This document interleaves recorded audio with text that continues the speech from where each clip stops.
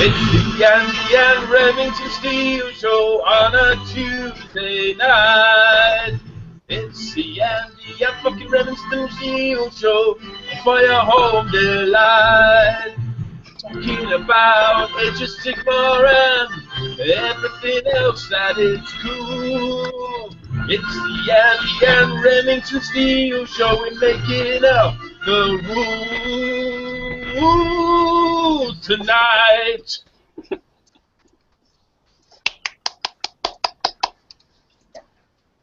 Well, ladies and gentlemen, it's time for your one-stop shop for all things Age of Sigmar, and I should tell you right now that Mr. Remington, you have just cost me at least 50 pence in advertising revenue for this video now, because there's no way this can be monetized. So I hope you're going to reimburse me for that. You'll be alright. That was the City of Prague Philharmonic Orchestra. That weren't the original, don't worry. Well, we'll see about that. If it costs me more than 50p, there will be hell to pay, because as you know, us YouTube legends, we just rake in untold sums of money. Listen, anything that gets you to put your hand in your pocket is alright by me. So, folks, as you can see, we've got a guest this week, the community mainstay, Mr. Stu Gibson. Hello there, how are you? Not too bad, guys. How are you good? We are quite wonderful. I can speak for myself. I don't know about Mr. Rem, since he only turned up about 2 minutes ago. And I don't know what he's doing there. Sorry about that. Well, so Mr. Rem, other than depriving me of 50 pence, what have you been up to lately? I've been painting Black Orcs because I brought 5 to our battle and they weren't nearly enough. So I've doubled that number in just one night of painting. Probably a good idea. I've been assembling these bad boys, as our American friends like to call the prosecutors. Ew. Quite a few of those ready to roll now. I've heard a lot of people talking about how much of a nightmare they are to paint, but well, they were alright. Well, I'll soon be getting to that. The wings do look a little bit fiddly, but it doesn't look like it's going to be that difficult. How many of those have you got painted up then? So far, I've painted 3, got another 2, and a separate Prosecutor Prime that I was going to convert into the Celestin Prime. I've been adding bits and pieces to that to build it up. And what are you working on at the moment? Just finished the... Hold on. Just found the old... Never be able to see it. The Corn Lord for the budget of Sigmar. Yeah, man. Ah, yes, with his little doggy friend as well. Yeah, painted up a bunch of models for that, and since today is the first day of the new month, I'll be getting started on the rest of the box. Because a few little conversions and stuff in there, but yeah, that's pretty much. That should tide me over. There are conversion possibilities aplenty in there. So let's see who we've got in the audience. Now, the first comment, as you know, wins a platinum membership. And that went to Beast Ben 25. So he is actually permitted to watch the show through binoculars or a telescope this week. So we can watch it in ultra high definition. So well done to him. Plastic Sturgeon came second in the comments again. Always the bridesmaid, Plastic Sturgeon. Who else? It's not fast enough. Sadly not. We've got Darth Plagueis 101, Game Guardist, Benjamin Powell, Dieter, Cephas Agaku, Shaven Skaven. Great name that he has. TFF Baz, Graham Rigg, Audu, it's Pezapoo. We've got, for some reason, there was some chap named Remington Steele in the comments before he actually got into the Hangout. I don't know what he was doing in there. And who else have we got? We've got Peachy and Danny. That's an interesting name. I'm going to assume that's 2 people together. Then we've got YouTube Newbie, legendary viewer himself. We've got Vlad Nika. There's a new name there, I think. Never seen that person before. And more names that I'm going to have trouble pronouncing. Kamil Jedraziak. I'm going to go with for that one. And anyone else, or just people repeating? Oh, we've got Master Dwalin, Drunken _ Elf, most important underscore in the wargaming community. And anyone else? I think that's pretty much everyone. So quite a full house tonight so far, and everyone was quite pleased with the intro song, I think. and people shouting out "Untold." So I think we're going to have to use that quite a lot tonight. YouTube Newbie says that he loves the pictures that I choose for the thumbnails because they always make Rem look crazy and demented. I don't think I need to give him any help in looking crazy and demented. He's got that look down, hasn't he? Yeah, that inwardly mental look. So, Teach at my school. I've got 2 fights today. Three? before we break into our incredible news items this week, Mr. Stu, would you like to give us a little brief wargaming history of yours so people know Sure. a little bit about you? Right. I've been, I suppose, a wargamer for 17 years now. Wow. Pretty much entirely Warhammer. Just Warhammer Fantasy. Until the last sort of year or so, I started to look at other games as well, like Kings of War, Frostgrave, still other fantasy stuff. But mainly Warhammer and Age of Sigmar. That's kind of my thing. And I am a Warriors of Chaos player. Pretty much always have been. Do you get many games in of Age of Sigmar? Not as much as I would like to now, because the people that did know that were into it aren't anymore. So it's pretty much becoming a solitary hobby, but still quite happy with that. Have those people gone over to Kings of War, or have they just ditched the hobby completely? Both actually. Some ditched completely, some Kings of War. One resolutely sticking with 8, which is fine. Any Ninth Age fans in your group? No. Not at all, no. But none of them were really tournament people. It was mostly just, games built around stories and scenarios and things, so the rules were never really that big of a deal. So I think the Ninth Age is more of a sort of competitive thing, which is fine, but not for me. Let's do it. Whereabouts in Scotland are you? Glasgow, just outside Glasgow. And there's a Games Workshop shop there? There is, yeah, a massive one. Alright. And so how did you find out about this show? Weirdly enough, it was just before the Age of Sigmar rumours started floating around. What? And I'd never even thought of looking on YouTube for the idea. Just never sprung to me about people might be doing online content about it. I'd just always been a kind of face-to-face thing, and one day when the Age of Sigmar was coming out and friends were kind of moving away from it, I thought maybe I'll have a look online, see if anyone's talking about it, see how other people think about it, and then boom, discovered all of this. Well, we were among the first ones out there, definitely, weren't we? You were? Yeah, you definitely were. So for the first few months, whenever you put in Age of Sigmar into the YouTube search bar, there we were, like the top 5 videos, all our discussions on the rumours. And that's how I found it. I just went onto YouTube, typed in Age of Sigmar, the show popped up, and faithful fan ever since. And a platinum member, Stu, as well. This is one of the perks of the Platinum membership, actually getting on the show at some point. Nice. I knew it was worth it. Although your payment hasn't cleared yet. We'll talk about that after the show. Yeah, we'll have to get some more details on that to make sure that's going to go smoothly. Send the post. Now, shall we get on to some of the meat this week? Yeah. Mm-hmm. So, here we go. We've got some chaos. So, the ever-chosen Chaos Battle Tome. And as you can see, it's in German, so I'm not going to try to translate that, but you can see someone's fingers on there as well. So they're giving away their skin tone, the person who's leaking all this stuff out.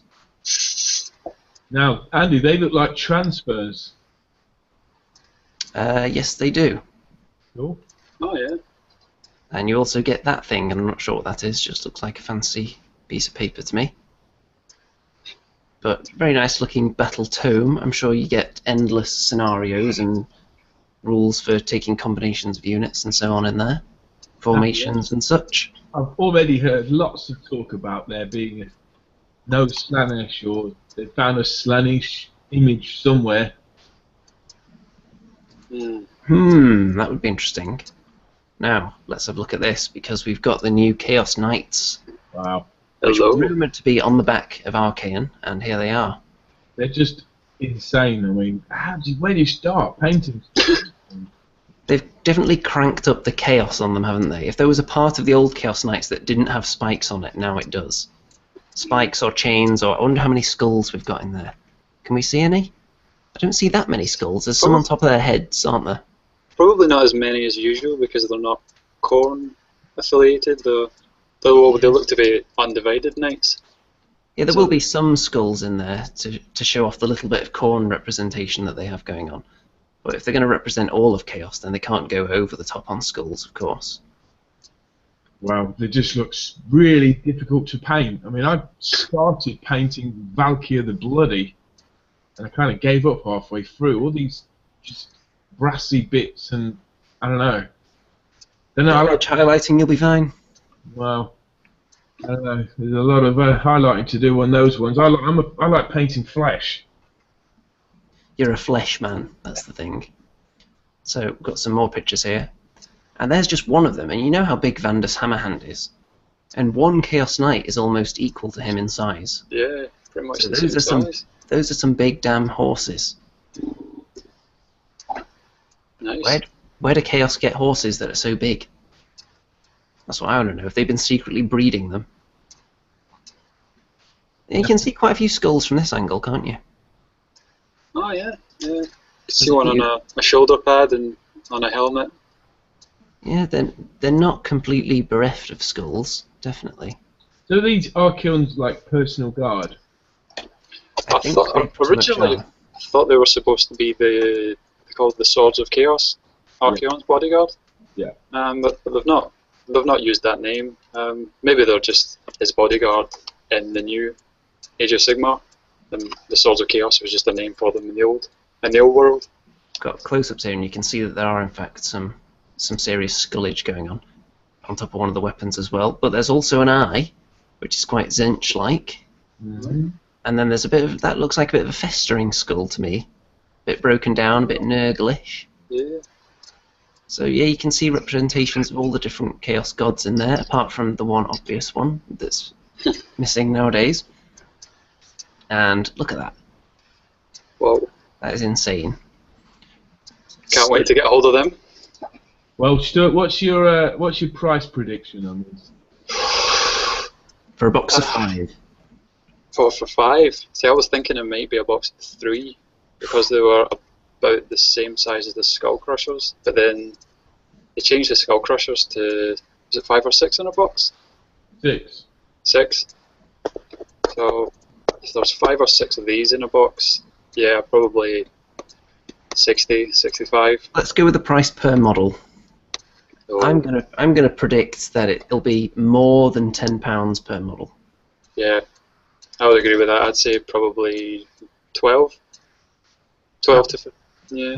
That'd be £60 for a box. I wouldn't be surprised at all. If you think about how much Blood Knights are, Yeah. then Yeah. I think these could be the first cavalry to actually surpass Blood Knights in price. They look like they're bigger than Juggernauts. They do. If they took their armour off, what do you think would be under there? Because that must be one really meaty horse. Look at the bulk on it. Well, a Chaos Warrior's knight, a Chaos Warrior's armor, is melded to their body. Am I right? It's Yep, that's melded. right. So once it's on, it never comes off. And Correct. if the horses are the same, you gotta have some pity for them. How many eyes does this one have? It's got 2 on the same side there. So, here we're going to get to the rules. Now, before we do that, how many attacks do you think one of these knights is going to have? In total, all their different attacks, plus the horses combined in one round of fighting. Now, the horses are going to have at least 2. So give them +1. 3 attacks for the horses. 4 attacks for the knights. So you're going to go with about 6 or 7 attacks in total then? Yes. I'd have said about the same, 6. Well, Yeah, about 6. Well, you'll be almost right in some ways, but completely wrong in others. So first of all, 3+ save, 10-inch move, 5 wounds each, Nice. bravery 9, and you can see all the different weapons here. Ensorcelled weapons, 6 attacks, quite a lot there. Hit and wound on a 3+, a little bit of rend, a little bit of damage. You give them the fell spears, and I'm going to get to some of the special rules in a minute, which Dreddy kindly translated for us earlier. So, the fell spears will give you only 3 attacks, hit on a 3, wound on a 4, but they do double damage. And then the Demon Forged Blade has 4 attacks, hits on a 3, wounds on a 4. So I'm going to assume that that has some special rules as well, because otherwise it doesn't sound as good as the ensorcelled weapon.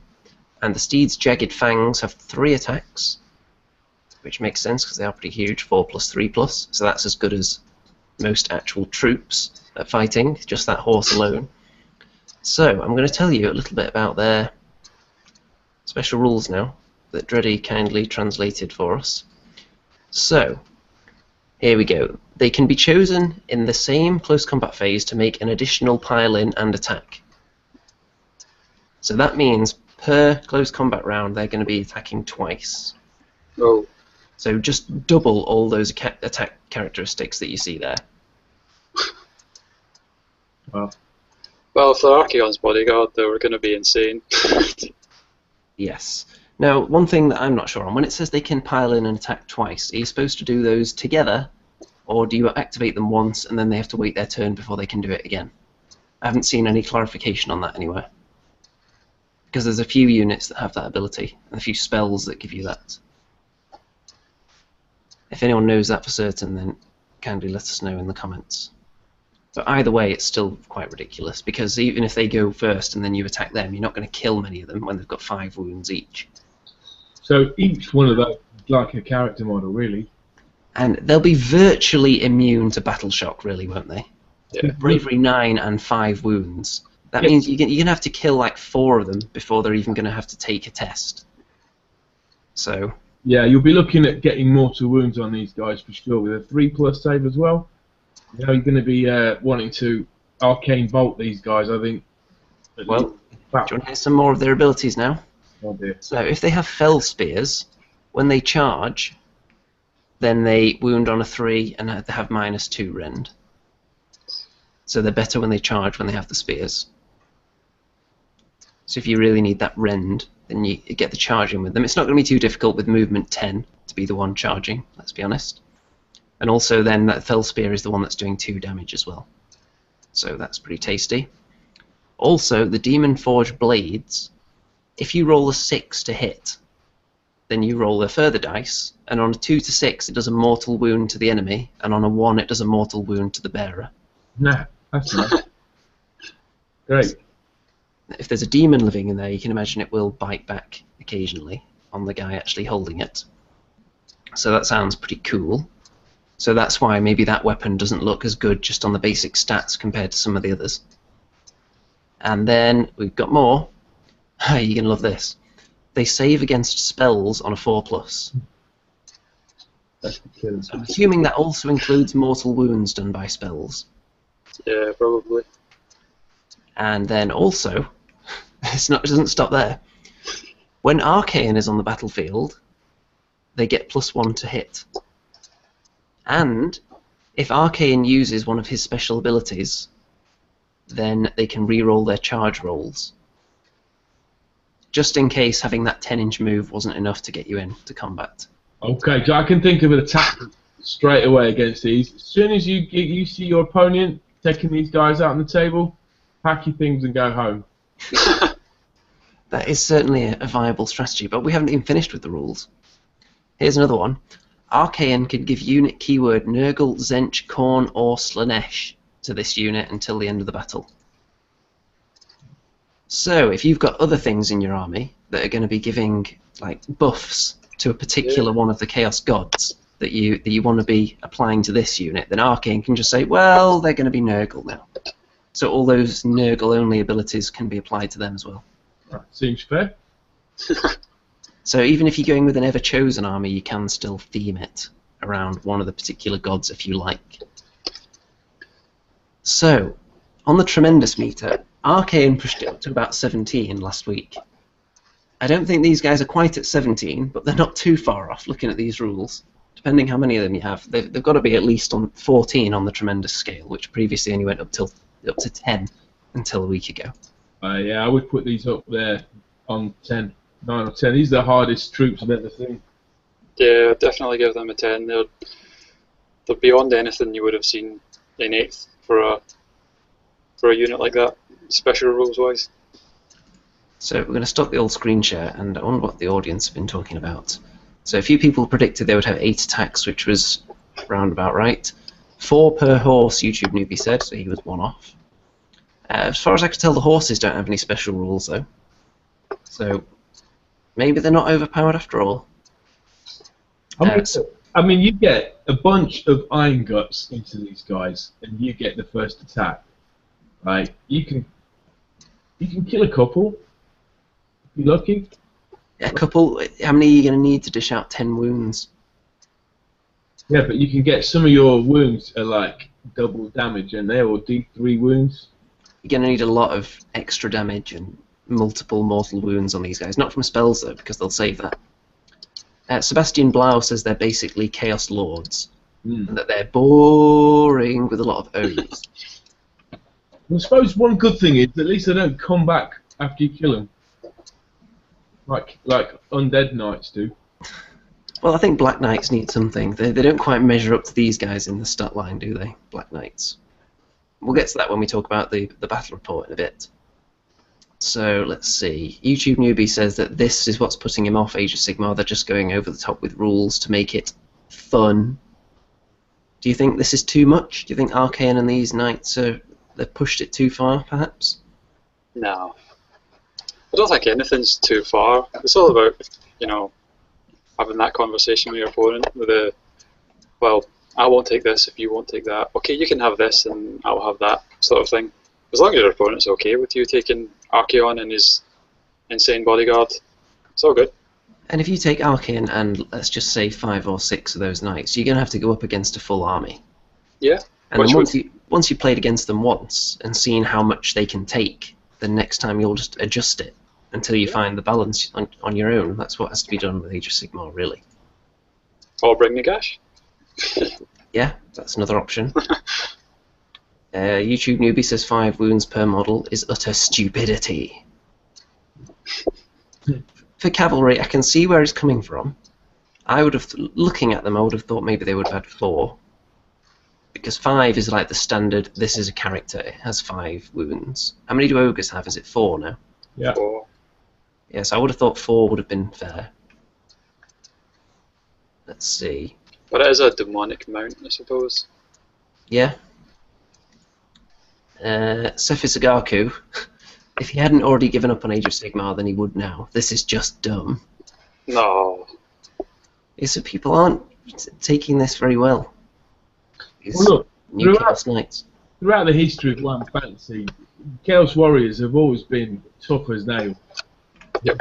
And they're coming back still tough as nails. You've got to understand that Archaon's conquered the known world. He's done it with this bodyguard.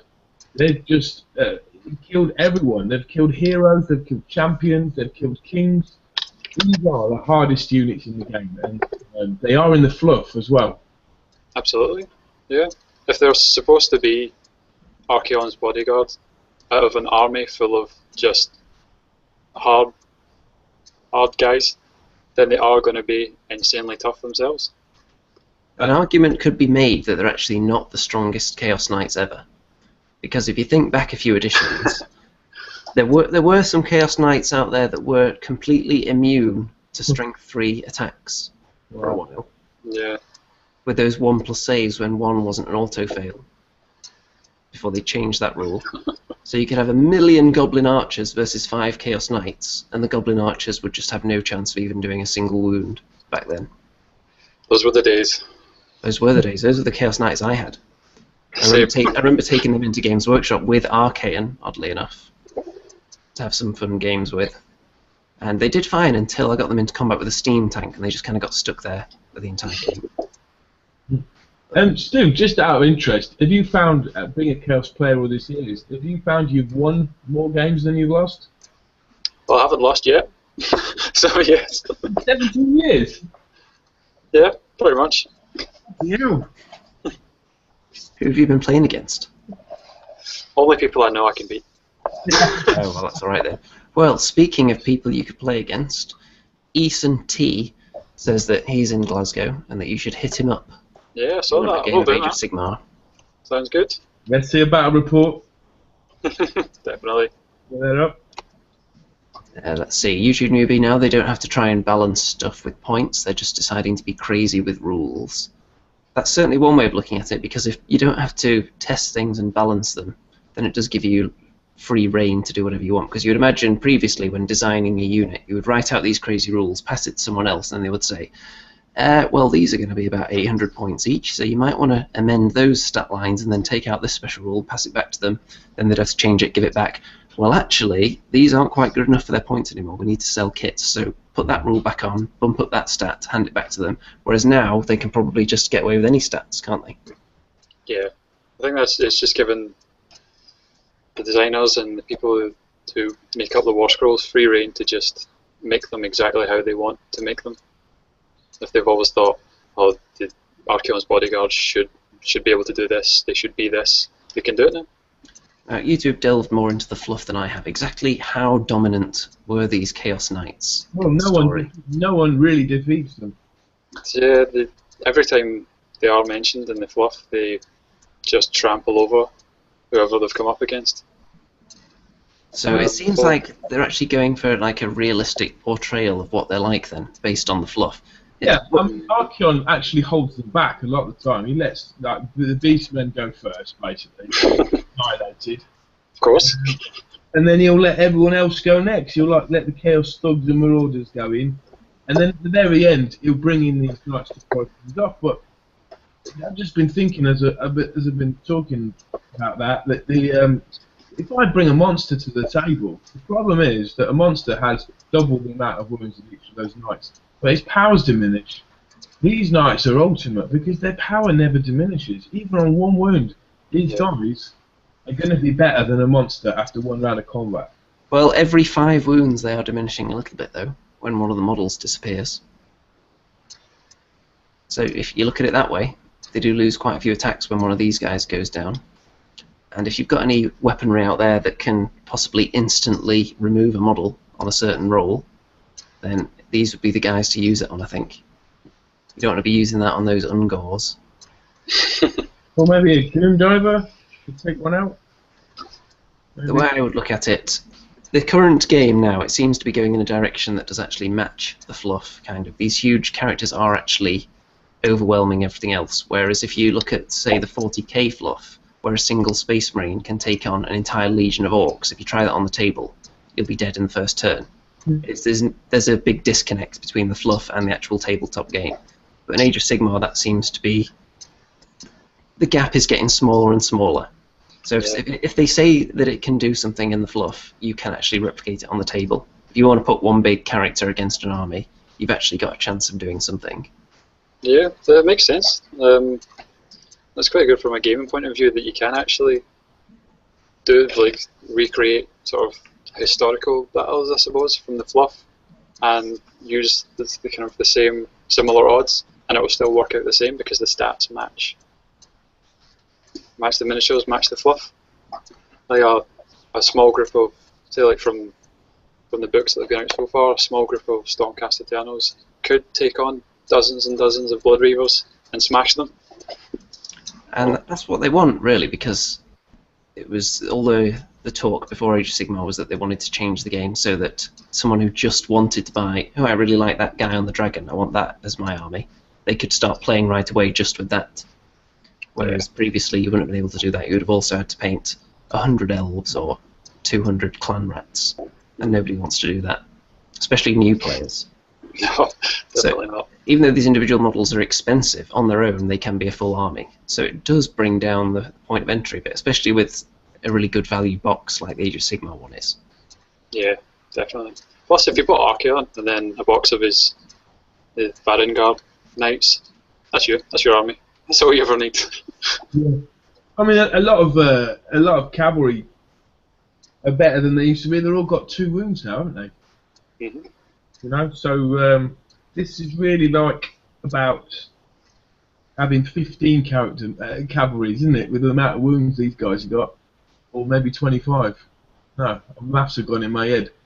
But you know, if I brought 10 cavalry down, that's 20 wounds, isn't it? Even 5 of your dogs, undead dogs, now have 10 wounds. They're not so easy to kill and scare off anymore with your high bravery rolls for your undead, Andy. So I don't know. Everything's a bit harder now than it used to be. Black Hawks have got 2 wounds. Yes, someone made a comment a second ago that they're basically immune to battle shock. Yep, they are. We mentioned that earlier, but also there are certain ways that you could make them not quite so resistant to it, I'm sure. There are effects that you can put on them to reduce their bravery and so on that make it a bit more likely, but for all intents and purposes they are pretty much immune to battle shock. Was that sort of virtual immunity, is that only when Archaon's on the table as well, or just all the time? It just seems like it's going to be all the time, doesn't it? Because with 5 wounds each, they're going to have to lose, with bravery 9, the only way they could possibly fail it is if they lose 4 models. So you'd have to do 20 wounds on them, and then battle shock would maybe get rid of it 1 more, if you're lucky. If you're very lucky. To kill that many, you're going to have to use something pretty heavy duty. Multi-wound models with high bravery are just beastly, or multi-wound models with low bravery are not quite so steadfast, as Mr. Remington found out in the battle the other day, but we'll get to that.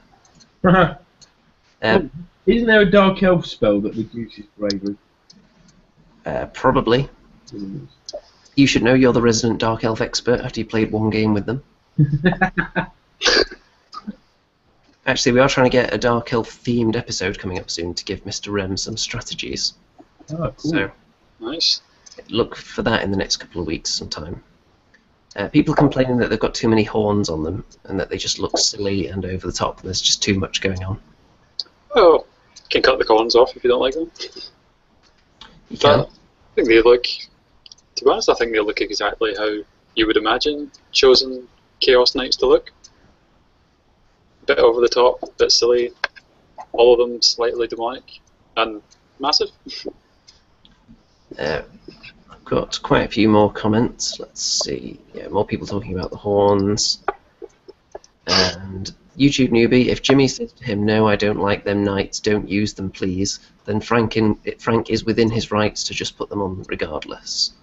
Yes, but then I don't think Jimmy and Frank are going to be playing any games again in the future.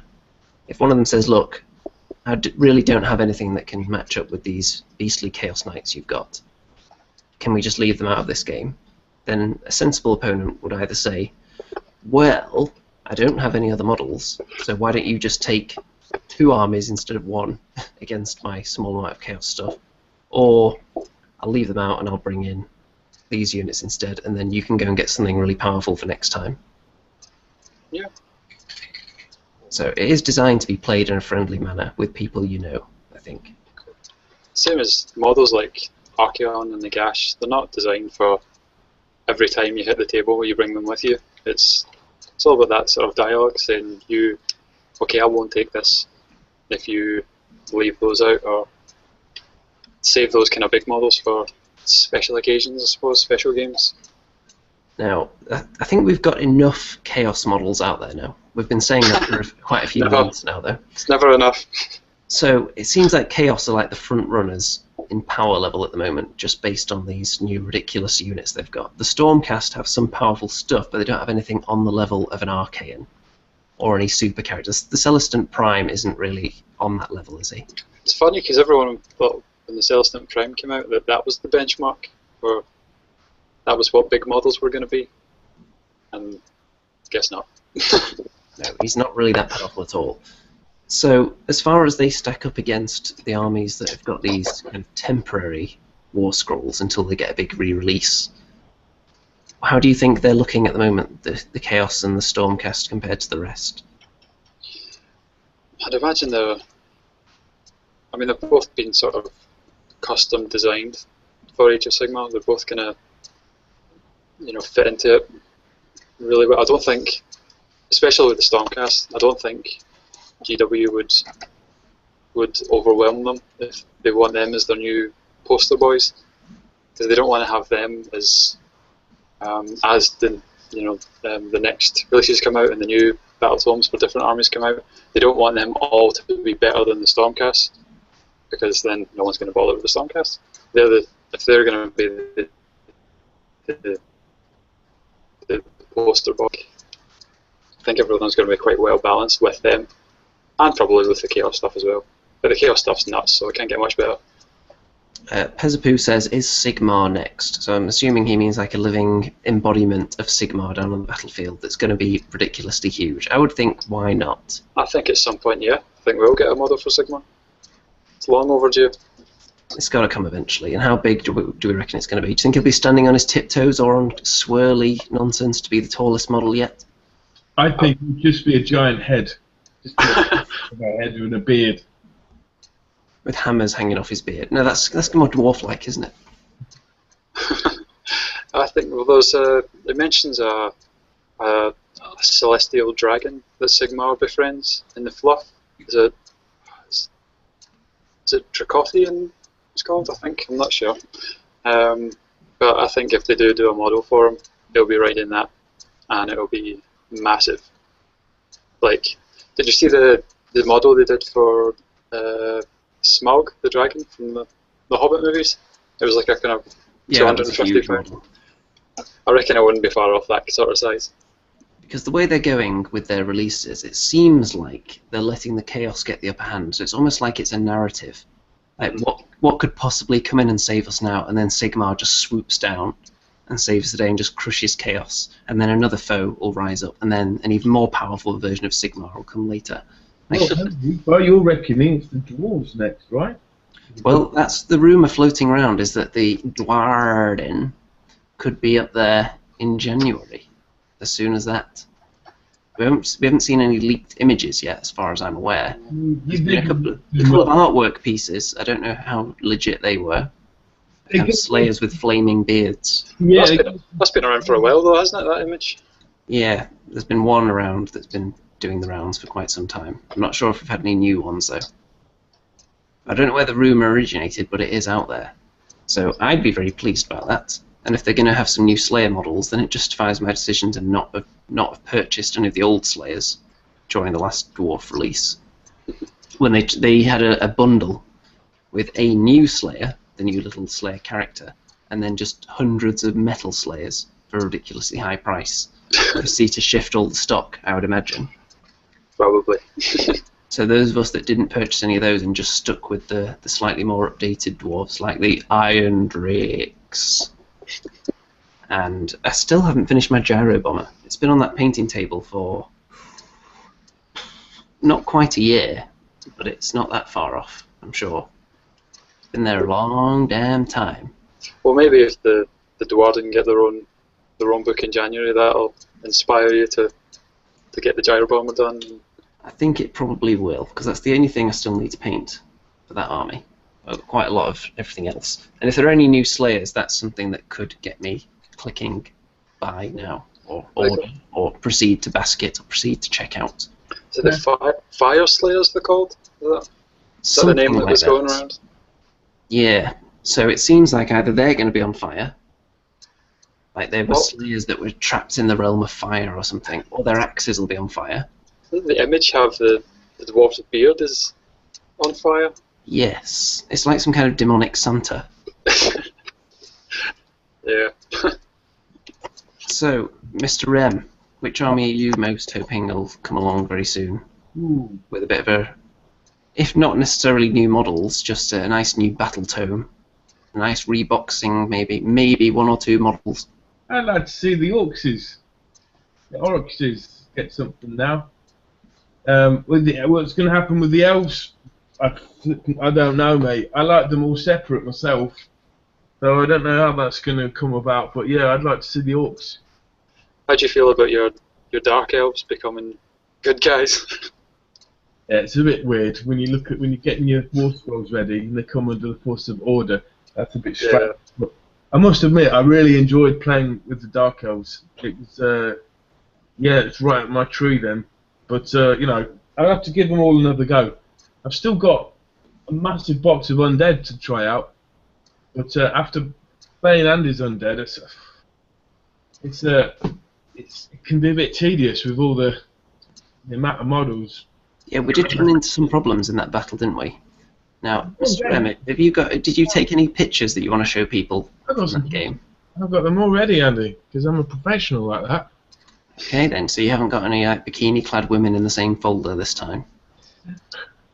I have just seen a picture of a naked Sandy Tom posing naked with her husband in a publicity shot.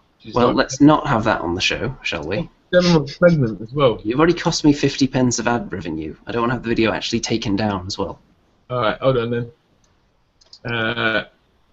Oh, okay. Right, I don't think there's anything too dodgy there. Alright, so let's go. Double click that one.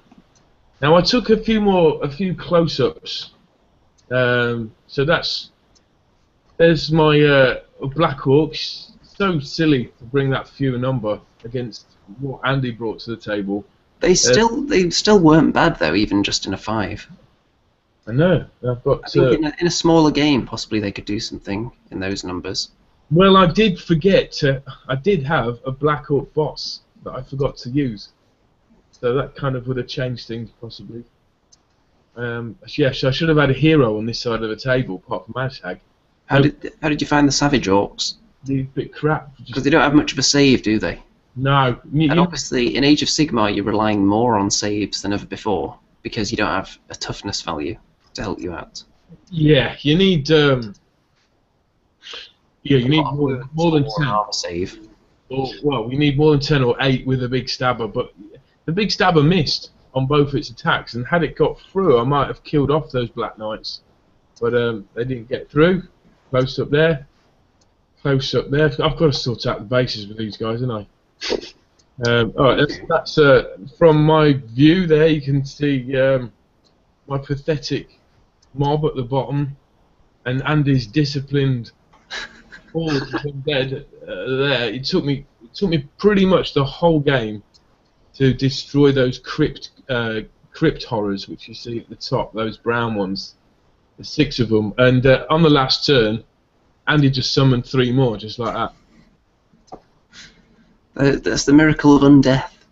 So on the bottom right there, you see Andy's knights there. He's got his Black Knights, 10 of them, and I moved Ashag the Slaughter, that guy with on the winged wyvern at the top. Like an idiot, I moved him in front of all my Black Hawks, and promptly got charged by Andy on his turn. I did take 3 of them out, and then they were buffed up and really ploughed into Ashag. It was really disheartening, I must admit. Yeah, if you're going to park someone in front of the enemy, probably not in front of units that get huge bonuses when they charge. Yeah, you do tend to think when you've got a massive model on the table that you spent like a month or 2 painting, you kind of think they're invincible.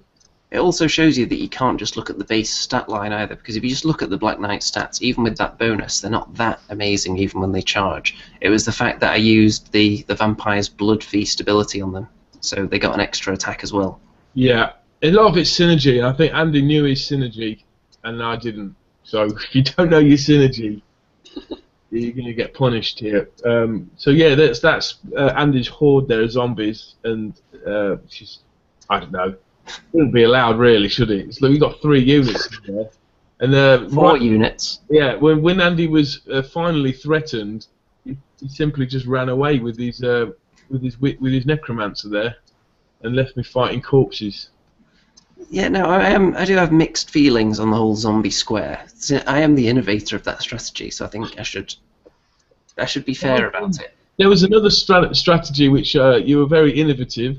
Right when I was about to put my stone thrower down, you said, "Oh, that's probably a bit too much." So yeah, I ended up just with a Doom Diver. But my original tactic was to have a bit of more of a war machine thing going on. And then later I read the rules about stone thrower, goblin stone thrower. So I thought, shit, I should have brought that. Could have had him. Anyway, there's some trolls. Really proud of them. Now, other than shooting at the necromancer in the horde, which was your basic strategy, how did you feel about facing that entire block? Did you find it just tedious chomping through them? What was No, it was really good fun.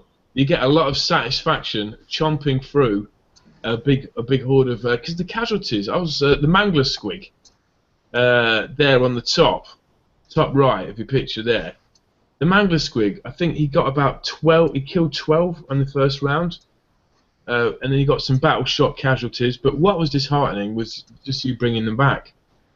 Yeah, the fact that undead models can just come back on their own. And then with the zombies especially, you can summon up other units and then join them together. I mean, the Mangler Squig took out 30 skeletons and zombies easily. Wow. He was brilliant, but had they not been able to grow back, then yeah, I just underestimated how powerful the vampire was, how powerful the Mortis engine was. I didn't really have any good shooting. I just had the Doom Diver. And I think, but looking at the stats of Goblin shooting, it's really awful. I think one thing that you probably could have done is just completely avoided the zombie square. Yeah. Because it's not mobile at all. When it's set up like that, it can only move directly forwards. If it wants to turn, it has to break formation. It can't even move side to side. Yeah, but if you look at my army, there's nothing in there that could probably kill it after killing everything else you've got. There's just not enough numbers. There's only 15 orc boys at the top of the screen there, behind the trolls. If you avoided it and killed everything else in my army, though, it was never going to find you, because it's very difficult to actually charge with that unit. Because they're random distances, you have to keep all the different elements of it together, so you really have to be charged and then just kind of envelop and slowly bring all the zombies around the side and close in on them. Yeah, I can see that. Yeah, that's pretty. I think I got completely distracted because we rolled the assassinate thing came up. I thought, well, if I kill that necromancer of yours, it's game over. So that sort of became my obsession. But you're right. I shouldn't have worried about that so much. Maybe I should have held back a bit, let you come to me. Yeah, because I think if you take that zombie and skeleton and necromancer block out of the equation, then for a start, the corpse cart becomes almost useless anyway. Because that's only there to buff up the zombies. Yeah. And your army against everything but that big block, I would fancy your chances. Because I don't have that many models outside of that block. Yeah. I mean, actually, I'm just looking at some of the Squig Hoppers did alright. I think they killed a couple of Black Knights, didn't they? They're quite funny. It was the battle shot which killed them lot.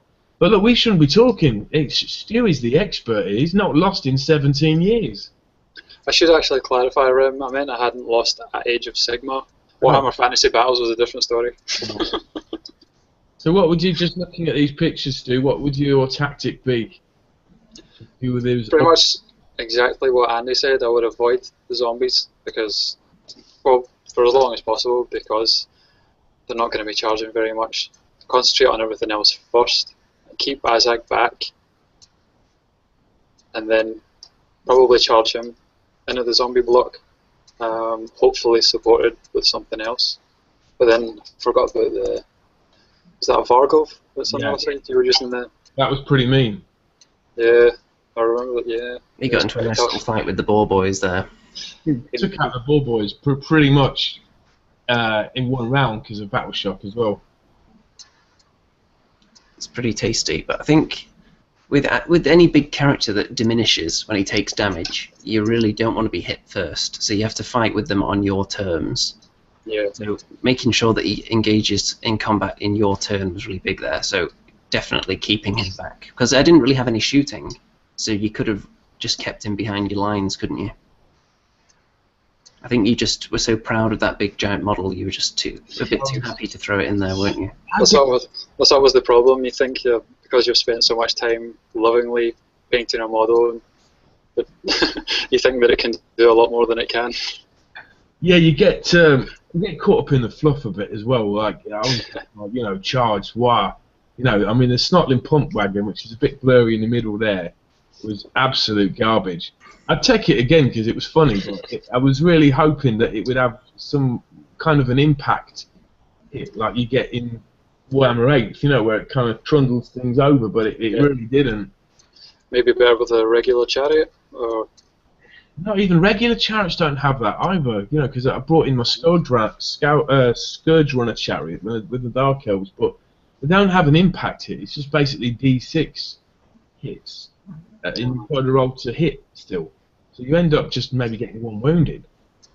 Now at the bottom there, you see the Orc Bully with the whip.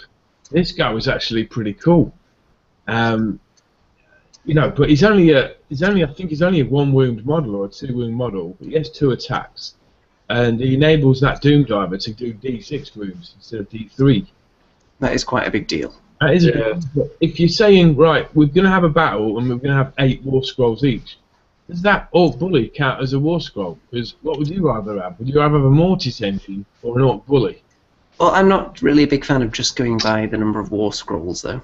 I think if you're going to do that, then you can specify this many of them have to be war machines, this many are big monsters, this many are heroes, and so on. And then there are obviously things that you would have to include more War Scrolls for, like Archaean isn't going to be the same as a Dwarf Lord. So,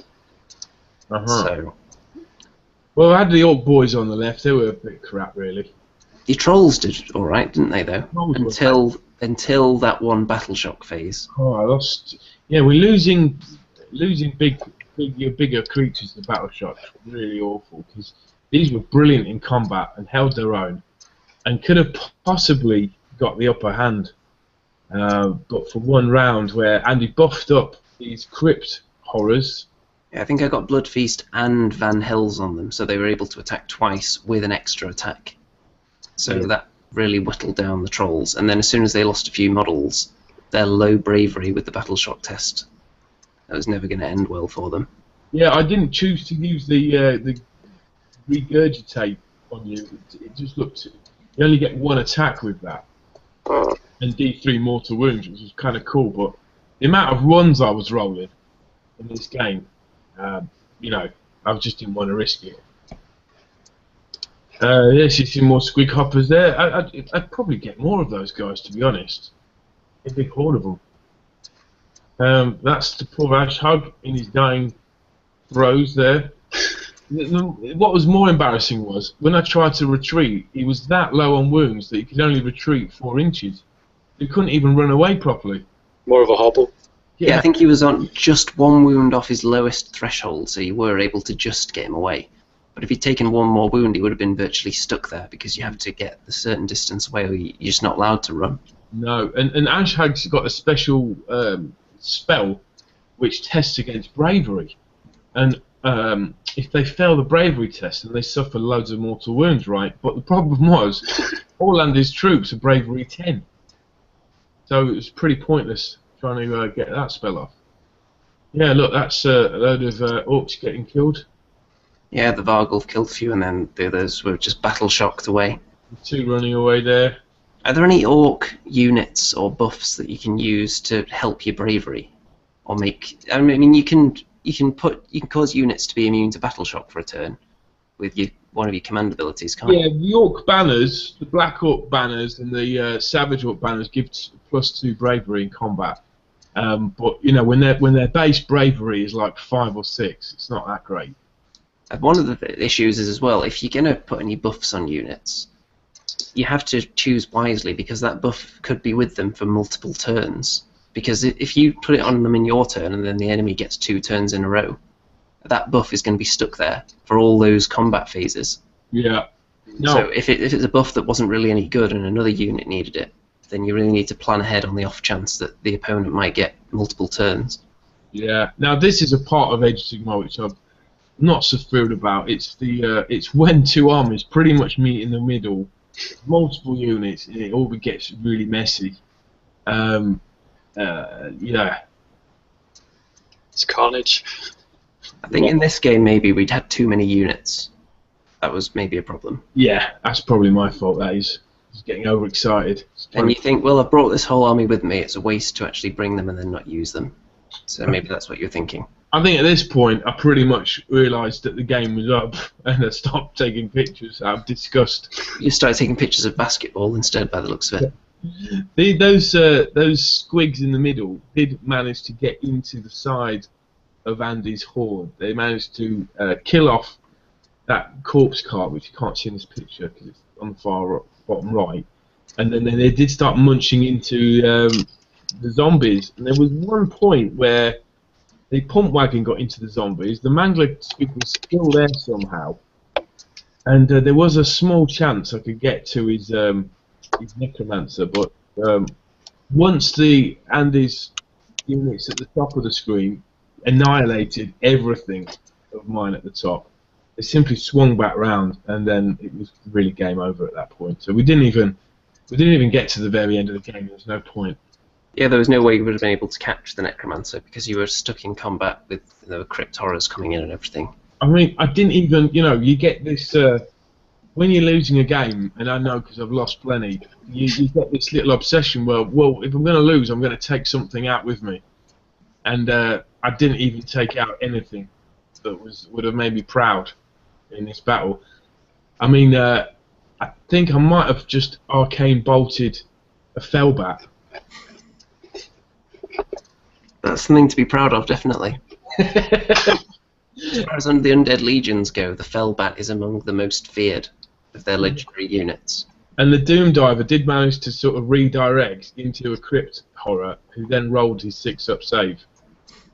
So that was about the sum of my luck. So there you go. Right then. So is that 2-0 to Andy then, in terms of battle reports? I did have. Can I stop screen sharing? You can try. There you go. I did have a little run of good fortune on Universal Battle with 8th edition against Andy. I think I won as many as I lost. But yeah, with Age of Sigmar, I'm not doing very well. Yeah, you should see some of the comments on these Universal Battle videos, by the way. The people went a bit nuts, saying that our armies were less than optimum. People weren't pleased with that at all. But Age of Sigmar, your Beastmen did beat my Dwarfs, didn't they? I tell you what, I've never lost with my beast. No, I have lost actually. I've never lost against you with my Beastmen, Andy. And then after that, we teamed up against the Stormcast. And I think, did we win that as well? We did, didn't we? Yeah, that kind of really wasn't very fair. It wasn't very fair on Pez and Boo. Or Pez. But speaking of teaming up, guys, I've seen an advert. I've got this email today from Games Workshop advertising a sort of a doubles event at Warhammer World. And it's called The Rise of the Seraphon. And it's on the 20th and 21st of February at Warhammer World. Choose your side and fight for the fate of Ashki in this narrative campaign weekend. Fight side by side with your gaming partner in the realm of fire as you strive to earn fame and glory in the maelstrom of battles. And then it says buy tickets. So I click that, and it's £100 a ticket. For 2 days. Between 9 AM and 6 PM it's on for. What do you get for your ticket money? It doesn't say. It doesn't say whether you get food there or anything. I don't know. Yeah, it don't say. Do you think they still make you pay extra to go around the whole museum part as well? Yep. Yeah. And it's all. I guess this is all from Games Workshop's 40th birthday party, which is on January the 3rd. Which is another event coming up there. 40 years. So on Warhammer Weekly last week, they were saying how it's frustrating that Games Workshop don't tell their audience what their projection is for the next 6 months or a year in terms of what they're going to roll out with their stuff. And I think one of the major reasons why they've been able to be successful for 40 years is because if a big company like Games Workshop started telling us that, well, Dwarves are coming out in February and then we're going to redo the Bretonians in April, then all the other companies will start gearing up their releases to be around the same time. Not only that, but whenever another company has announced that something's coming in 8 months or a year, you kind of hold off on buying their other products, don't you? Because you're holding on to your money. You think, well, I'm more interested in that army that's coming. Whereas with GW, you're never exactly sure what's coming. So you can't just hold off and think, well, I'll just wait for them to bring out a new Bretonian army book. And then you sat there, you're just a skeleton with cobwebs on you. Yeah. if they don't tell you anything, then you're going to spend your money then and there on impulse buys and when they announce it, it's already available to order. So you can be taken by the impulse, and you see it on the screen and just click, right, I'll have that right now. That's been released. The excitement wave has overwhelmed me. Must purchase now. I think a lot of it is just to do with things like Kickstarter as well, where companies, what's the company that does the Kings of War again? Mantic. Well, Mantic started with a Kickstarter, didn't they? I think they still do stuff on Kickstarter. Yeah, they still do Kickstarters, but they are starting to release things that aren't kickstarted as well now. Right. So, but you've been able to see what they've had in store for a good while, right? But with Games Workshop, you hear nothing, and then it's just like this boom. Look at that! Got this wicked miniature out there. So they certainly have a tremendous amount of power. Untold power, you might say. Yeah. I quite like that tactic. That just keeping it all completely silent and quiet, and then bang, there you go. So everyone just goes, wow, that's amazing. I want to get that. I'm going to pre-order it, or I'm going to go into the store next week and get it, rather than seeing something a month, 2 months, 6 months before it actually comes out. And other stuff will be along in the meantime, maybe from other companies. For expensive things like miniatures, it makes business sense. For a film coming out, you want to build hype around it. Yeah. Because if, for example, Star Wars is coming out in a few weeks, that's not necessarily going to stop you going to see another film in the 2 months before that, is it? Because it's not that much of an investment. Yeah. But if for example, you were going to buy a new car, if you had a lot of money you saw on the horizon that the perfect new car for you was coming in a year, you'd probably hold off on buying another one, wouldn't you? Because it's a significant amount of money. Yeah. But still, after all these years and all these various releases that come out that aren't Chaos Warriors, haven't you ever been tempted to try any other armies or any other? Yeah, I do also have an Empire army, which is only about half painted because new Chaos models always seem to come along and get in the way. And I've also got a big pile of Dwarfs sitting, waiting to be painted, for some reinforcements for our Stormcasts. Are you going to round base those Dwarfs? Yes, I got the round bases all picked out for them. They're mostly the ones from the Battle for Skull Pass box set. They're good value, and a lot of them pop up on eBay, don't they? Yeah, well, I bought the box set when it came out at the time, and then just sort of forgot about them. So they've got them sitting there, plus some of the Iron Drakes, and I think I've got a box of Hammerers as well. So looking forward to painting them up. But I might hold off till January now, just in case. Maybe you shouldn't mention Iron Drakes around Mr. Remington. That's a bit of a sauce. Right. I thought the dwarves were a boring army to fight until I fought the undead, and now I wish I'd fought the dwarves because the undead is just so frustrating. It is a bit of a slog to get through them. It's not just frustrating when Andy constantly rolls his 6s to saves, right? But it's even more frustrating when he's bringing the models back that you've managed to kill. At least you know when you kill a dwarf, it's not coming back. Exactly. But if you can even get to the Iron Drakes to kill them through that wall of Iron Breakers, good luck. Especially when they're firing twice at you, those Iron Drakes as well, while you're in combat, no less. There's another rule that Mr. Rem is a big fan of. I think it would do me a lot of good to actually read up on the my opposing army's rules before I go into combat with them. Well, your own rules would be a good start. Hey, I'm a busy man. I've got a lot of things on the go here, Andy. So busy that last week I was just lying there in bed waking up, and then I get a phone call. I see it's Mr. Remington Steele. What's this about? And then it's just, hey Andy, what are you doing? Nothing. Do you fancy a game? Okay. I'll be there in 2 hours. That's exactly how it went. So you were sitting there, probably meant to be painting on your day off, looking at the armies and thought, you know what, I had that game at Warhammer World, and the itch, it's come back, I've got to get more games in. Yeah. Worth that 4-hour round trip? No, it was longer, mate. It ended up taking me 3.5 hours just to get to Andy. Oh. and then I think it's about 2 hours and half, and that 2.5 hours coming home. So He saw those cryptors on the table and almost got straight back in his car. yeah. So let's have a look at the comments, because there have been quite a few. Pezapoo wants Sigmar to look like God in the Monty Python sketches, which I think would be quite amazing. If he has clouds with him as well, that would be fun. Let's see.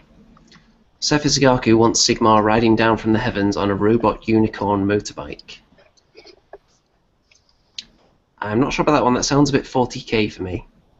I think Forge will do a robot unicorn motorbike, actually. Let's see. Sebastian Blau believes in the miracle of undeath. YouTube newbie, the BatRep was excellent. Haven't got round to commenting on it yet. Well, that's not good enough, I'm afraid, newbie. I'm going to have to delay your platinum membership now. Oh, YouTube newbie also says the Orc army was underpowered compared to Andy's undead side. Interesting. Quite possibly. Should have brought that rock globber. Yeah.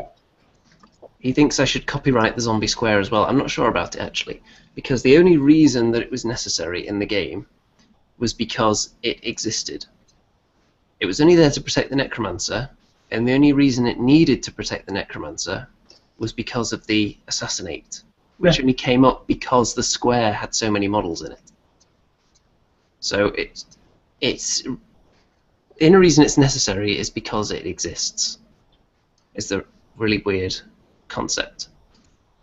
I haven't read the War Scrolls for the undead army yet, but does killing the Necromancer or the Vampire have any negative effects towards the rest of the army, like the zombies and skeletons? No. No?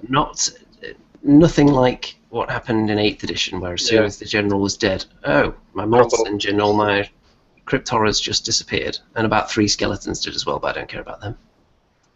That's good. It was always the big stuff, and the leadership wasn't that great on Undead. It was just that they never took tests that much in previous editions, whereas now they just have the really high bravery and they barely suffer from battle shock until you kill about 15 zombies in a turn, as the Mangled Swig often did. Yeah, that's the key to killing off undead, is to try and kill a high number in one combat round if you can. Yeah, you won't have to focus all the time on Undead. If you're just killing a few models per unit per turn, then they're not even going to have to take battle shock tests. If you focus all your fire and all your combat onto one unit, kill as many models in that as possible, you can completely delete one unit and then move on to the next one. That's always been the way when facing Undead, though. You have to focus your attacks. Now, Andy, you had a couple of undead units that came back to life without spells. Yes, most things that have a banner have the ability to just bring back D6 or D3 models at the start of the turn. Really? Yeah. So the Black Knights can get D3 models back per turn, which is very nice. And the zombies and skeletons are D6. And then you got the Vargul. Yeah, the Vargulf can get its wounds back as well. A lot of the units have abilities where they can either regenerate or just by causing wounds from feasting on the enemy, then they can regrow wounds. The Vampire can do that. Now my Trolls had a chance to regenerate. It's like you need a 2-up to regenerate D3 wounds back, which is amazing. And I promptly rolled a 1 on every roll. You do like rolling ones, though, don't you? This game's like skull dice, man. I bring them to each battle, thinking there's no way these dice can be loaded, and every time I bring them out. You've got to stop using those skull dice. They look cool, but you're right. I think wound markers from now on. Yeah, I did put up a video the other day with some snippets from the previous show, talking about the fact that dice may be loaded. And a few people try it live on air, Andy. Well, do you have some salt water and some GW skull dice? Give me 1 minute. Okay, we can have a live experiment right on the show. That's going to be fun for everybody. It'll be just like science at school, except with, I suppose Mr. Rem is a bit of a teacher. A bit of a teacher. He is actually a teacher. A bit of a teacher. A bit. Yeah. Let's look at some of the other comments while we're waiting for him then. Pezapoo, would George and Mildred be allowed at Warhammer World? He's talking about his giant. It's more of an Etin, but it's kind of naked. So I'm not sure whether the Warhammer World staff would be pleased if they saw that. I think that would be alright. What was it called? The Troll Hag? Is it Yeah, the they do have the Forge Forge World Troll Hag, actually, so you might be alright there. Pretty Maybe similar. not, because the thing with the George and Mildred model, what he did, around the groinal region there used to be a lot more going on than there is now. He's covered it up with a loincloth. But it didn't used to be that way. So I think he would have had trouble at Warhammer World before that. But I think it's fine now. He's got it down to at least a PG rating, I think. That'll do. YouTube Newbie says you get the honour of breathing GW oxygen for £100. Yeah, I think that is the gist of that weekend, that deal, £100 for entry for 2 days. As you know, Games Workshop oxygen is actually the finest in the world. Not like that Mantic oxygen that's like half the price. I've been to Mantic Open Days. There's some subpar oxygen, I've got to say. Okay, Andy, can you talk me through this experiment? I've got some rock, got some salt that's just dissolving as I'm talking. Okay, and Water. do you have a skull dice? I have a few. Okay, make sure you don't overfill it because they'll kind of crash into each other. Okay, I shall put 3 skull dice. Okay, and we're going to have to do it multiple times just to see if it keeps coming up on the same number. Right, dunk away. Do they actually sync? They sync. Right, what number's on the top though? Do I shake it? Well, they've got 6s on top. They've got 2 6s and a 2. Well, take them out and do it again. Then stir it a bit. You have to repeat it multiple times to see if it keeps coming up with the same number. Well, yeah, are they supposed to float, or they just... I don't know, actually. Oh, right, I'll do this again, let me show you. Well, if they floated, presumably that would mean there was some kind of issue inside the dice and they were hollow. Okay, here's the dice. They're landing. Right.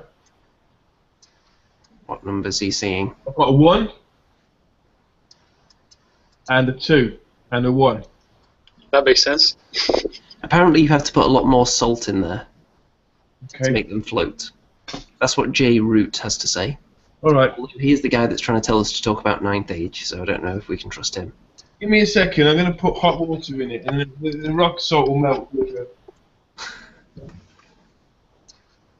This is really hardcore stuff, isn't it? Let's see what people are saying. Yeah, they're all saying put more salt in there. Jay Young says do it 1,000 times. I think he can do that on his own channel, if you don't mind. We already had to put up with 2,000 bridge pictures in time. You know, if it does keep coming up 1s and 2s, Rem's going to claim a moral victory in both your games. I think he might. He didn't use exclusively those dice, though. Oh well, no excuse then. So, some people commented other than that.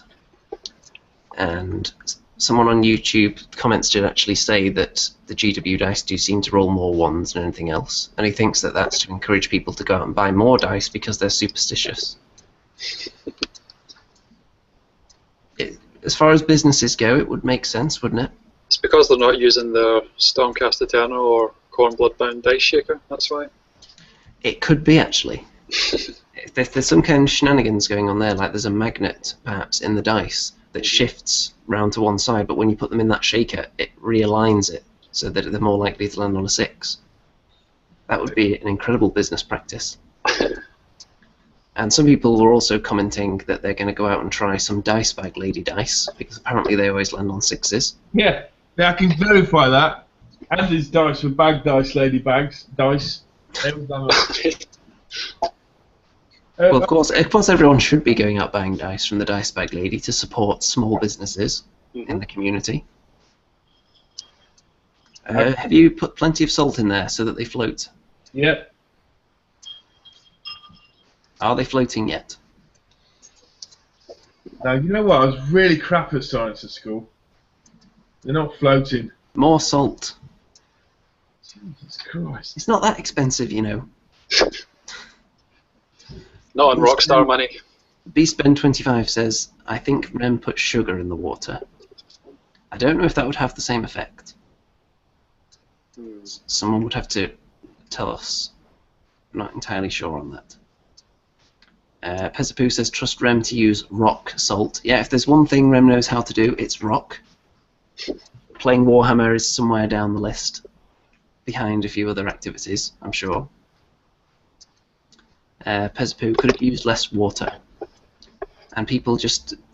they're not pleased with the level of science that Mr. Rem is displaying here. Use a smaller glass, Rem, with 4 exclamation points, says YouTube newbie. 4. Everyone's a scientist. J-Root has an engineering degree, apparently. Oh. So, right. Have you got plenty of salt in there? Look, flipping. I don't have normal salt, right? I've got rock salt. It's natural, isn't it? I haven't got all that powdery stuff. But it's supposed to be melting, and it's... Alright. Look, there's a lot of salt. Got a grinder for it. They're not floating, though. These dice are loaded, definitely. I think the salt is not sufficiently... I don't even know what word to use now. The water does not have the correct amount of salt in it, Mr. Rem. Maybe they're just too weighed down that they won't float. Yeah, I'm bored of this now. So basically, the result is that the dice stayed on the ones at the bottom of the glass. Well, take them out and drop them in again. Right, I'll drop it. Look, here you go. 2 dice, skull dice. I think they just fell straight down. They didn't rotate on the way. No. We'll have to try this another time. I prepared one earlier, really, but... Well, people, I keep telling them to subscribe to your channel, but you don't really put any videos up. So how about actually doing a video on this, on your channel? When you finally figured it out, you float these dice and see if they come up with 1s or 6s. I mean, look, these are probably some of the most expensive dice in history as well. This is like, I think they're like £10 a bag of 6 skull dice. How do you feel now if it turns out rock salt is the one thing that breaks down like the chemical makeup of these dice and they start to disintegrate? I would claim the money back from your platinum membership account. I don't know, man. The salt's probably doing you a favour if that happens. Yeah, because you're always tempted to use them. Because there's a dice that's just bad luck over and over again. If you're not superstitious, then you just keep using it. Because you think that putting it to one side would just be giving in, and that you're actually, you're weak for accepting that there might be some kind of otherworldly powers. Now look, as you're talking, I'm rolling one of these skull dice, and I've rolled it 6 times now, and that's the first time I've got a 6, so I guess that's about average, isn't it? Right. No. Definitely 1s are coming up more than anything else. That's all I'll say. I think it's a mental thing. If your energy was focused into it being a 6, then maybe. I think you just got too much of a defeatist attitude. That's the problem. Anyway, I'm looking forward to the next game, Andy. And, Stu, get on that flight to East Midlands Airport. It's only a train journey away, or a flight. Yeah, come stay with me. We'll have a game. And I'll show you how this game's played, my friend. And he'll show you how to rock and roll as well. Sounds good, man. Rock and roll lifestyle. The rock, salt and roll lifestyle. The rock, salt and roll 1 lifestyle. Although, just to warn you, Rem, I will probably have those new chosen knights by then, so... they'll be coming along. It all brings those dice to the table. You can bring anything you want, in my opinion. Anything else to counter it. I mean, every miniature you have. Yeah. Andrew Wade says salinity impregnated with salt. Where am I going to get salinity from? I don't even know what that is. I think that's referring to the level of salt in the fluid. I don't think you can go out and buy. I'll take £10 of salinity if you don't mind. I don't think that's going to work for you. So yeah, we've got a lot of amateur chemists in the chat definitely tonight. Pezapoo wants you to see him after school. So I'm sure that's a familiar line that you've heard. I'm sure you've had to dish it out a few times as well in more recent years. So what? The whole "I'll see you after school" line. Constantly send people out. We wait out there for me, and sending them out and ringing home, and it's constant threats. You know. I'm going to ring home in a minute. I'm going to ring your parents up. Well, Another bad day at school. Sorry. Tuesdays is like the worst day for me. It's the best night for Warhammer because it's the night before Warhammer Weekly, so we get all the exclusives. yeah, we do, because I think they might want to consider moving their show because all the really juicy stuff is leaking out on Monday and Tuesday at the moment. So we're getting to the scoop before them. But what's going to happen if they move Warhammer Weekly to a Monday night? Well, I think we would probably announce that the Andy and Rem show is moving to Monday morning at that point.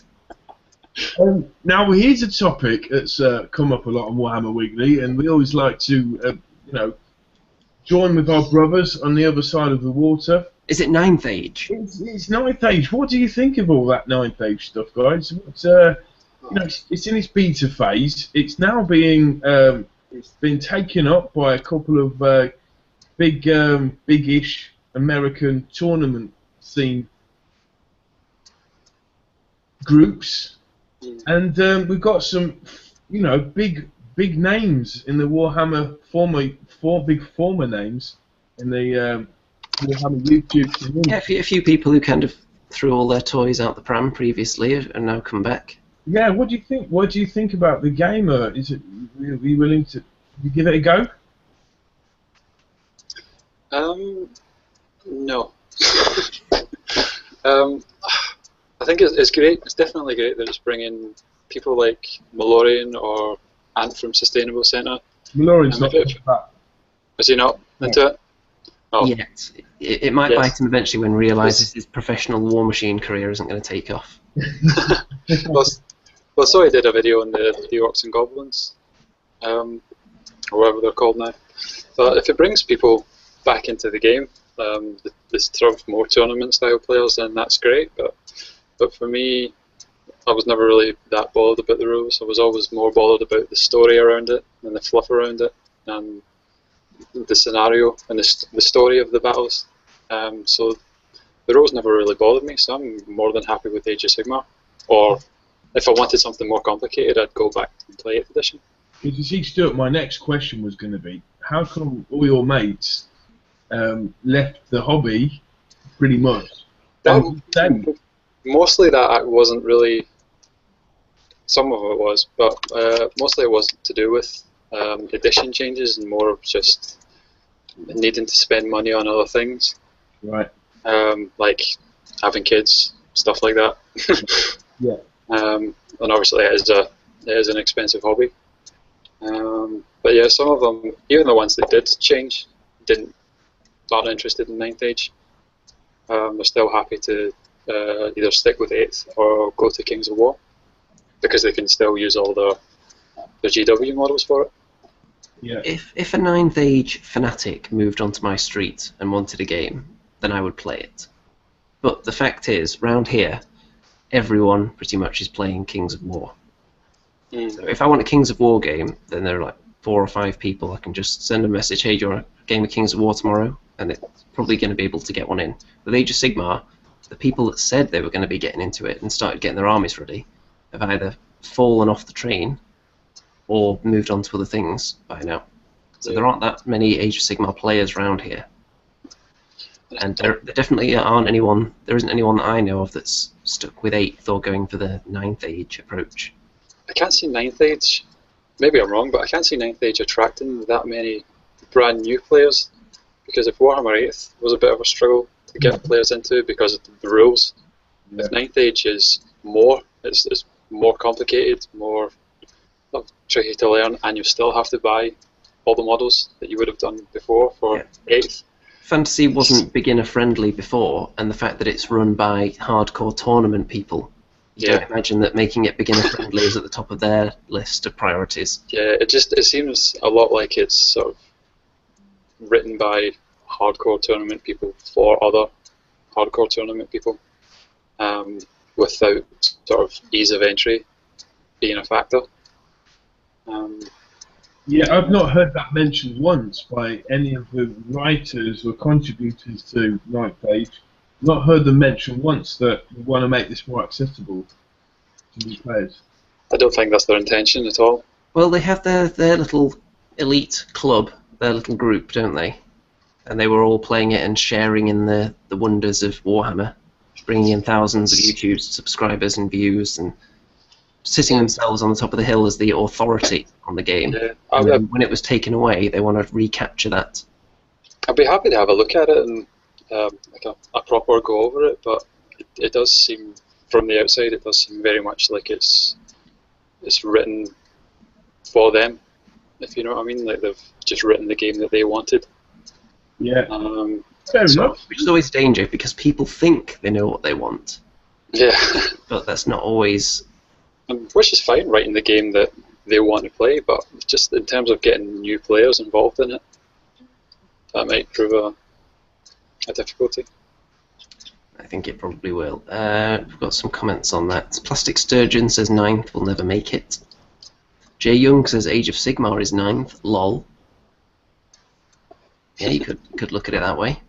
Although I think we're looking at Age of Sigmar as the first edition of something completely different, and that could evolve into a more competitive game as time goes on. Who knows, maybe it'll be the age of something else in a couple of years, and then they'll give you rules to put them on movement trays with round holes in. I'm sure it will become more competitive. I mean, it's gone back to year 0 to get more players in, or brand new generation of players in. And they're obviously in it for the long haul, Andy. You know, we can see the big golden statue outside Warhammer to prove it. It is definitely solid gold as well. Rem had a quick nibble on it. Solid Sigmarite, you mean? Yeah. The fact that the game's called Age of Sigmar as well, you know, sounds quite an interim thing, doesn't it? You know, it's not an official edition. It does sound like an interim thing. So who knows? You know, in a year or maybe 2. It could be a big new rulebook come out, and we'll see. And it won't even be that the Age of Sigmar stuff will be obsolete. It'll just be adding on to it and going more in depth. So you can still play all your models for Age of Sigmar, or you could then also play them in Age of whatever, which is just like a more advanced version. Because if they want to grab new players now and keep them in the hobby for a while, then they're going to have to expand the game as time goes on, not just with new armies, but with more advanced rules as well. And then eventually, after a while, they'll revert back again and completely rebrand everything and go back to simple. It's a cycle, I think. Absolutely. The thing that keeps a game alive is what's in the meta. A new race, not a new race, but a new unit comes out, or a new series of units come out, and everyone has to change their thinking about how to defeat and change their tactics to do it. But if, say, with the 9th Age, it's kind of set now, and they're not a company releasing models for it, so how can it last in the long term? We shall see.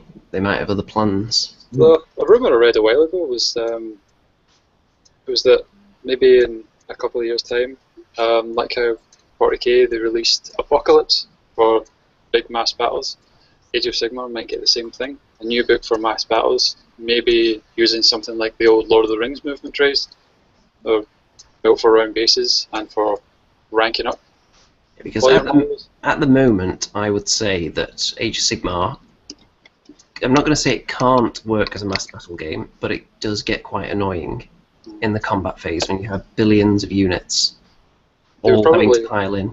They probably have to change the piling thing. They would have to, I think. To be a bit more similar to what 8th was, but just the squares.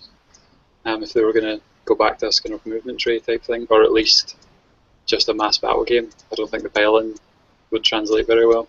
No.